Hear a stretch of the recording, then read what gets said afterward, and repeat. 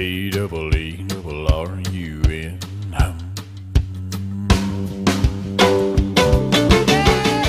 YouTube, what's going on, y'all? Matt here with another beer review coming to you from Denton, Texas. And today's beer is a very special beer. This is the Guinness Draught. Oh, I forgot to mention the shirt. This is kind of serious. Wearing the Pantera shirt. Today, we're filming this on December 8th, and I don't know when it's going to get up on YouTube.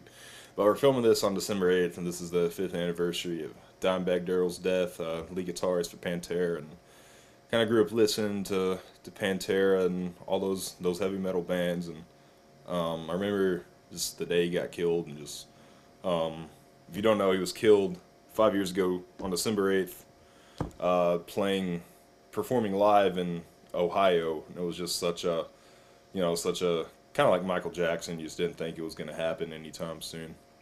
So anyhow, just want to give a quick shout out to one of my idols, I guess. So anyhow, today's beer is it's Guinness. It's one of my favorite beers of all time. It's the Guinness Draught.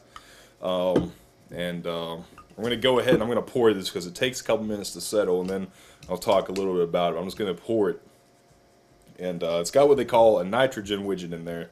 And it's a little ball filled with nitrogen. So when you crack it open, the nitrogen is released, which is what gives us a beer the creaminess that's normally found on tap. So we're gonna crack this open and we're gonna pour it here.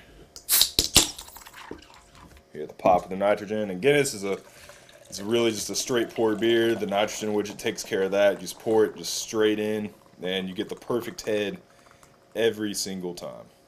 Now then, all right, so it's ready now. And, if you never had a Guinness before, you're gonna be in for a little treat. I've been told it's an acquired taste, and I honestly can't remember the first time I had it, but by the second or third time, I just loved it, and I never really got that acquired taste thing. I don't know what that was all about, but I've been told it's an acquired taste, and that it takes a little bit while to get used to it. So I'm just gonna. I mean, for those of you that's had Guinness, you know what it smells like. The chocolate, and there's like the slightest hint of chocolate in there, and then the roasted malts, of course, come through, and the main smell is a coffee smell, like a really light kind of coffee smell. So.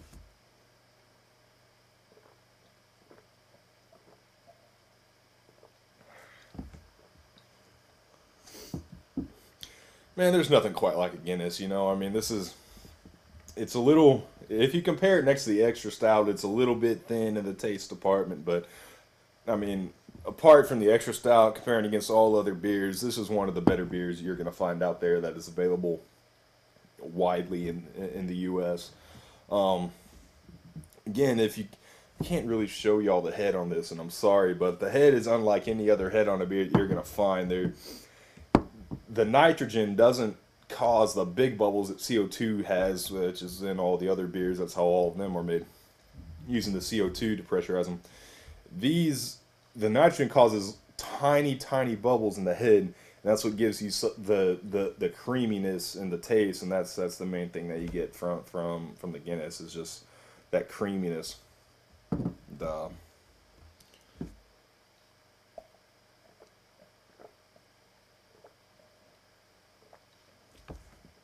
Again, the coffee smell really carries over from the taste, or carries over from the smell into the taste, and you get a little bit bitterness towards the back end, and I love that. I don't know about everybody else, but I mean, the lacing on this, you can just see it, man. The glass is coated.